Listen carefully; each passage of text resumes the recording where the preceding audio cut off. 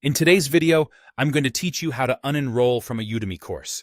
This can be particularly useful if you've found the course doesn't meet your expectations, or if you simply want to clear out your list of courses. Whatever your reason might be, the process is straightforward and quick. First things first, you'll need to log into your Udemy account. Make sure you're using the correct credentials to avoid any login issues. Once you're logged in, navigate to the course you wish to unenroll from. This means you'll want to get to the course's player page. You can usually find this by going through your list of enrolled courses, often located on your dashboard, or by using the search function if you have many courses listed. Once you've opened the course in question, you'll find yourself on the course player page. Here's where the magic happens. Look towards the top right of your screen. You'll notice a small icon featuring 3 dots stacked vertically. This is commonly referred to as the ellipsis, or the options menu. Clicking on this icon will reveal a drop-down menu with several options.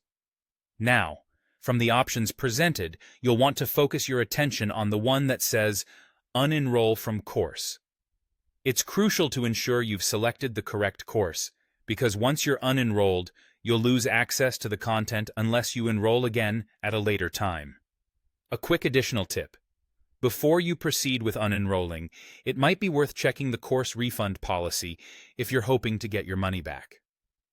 Udemy typically offers a refund window, and it's best to ensure you're within that period if a refund is your goal. Now, back to our task.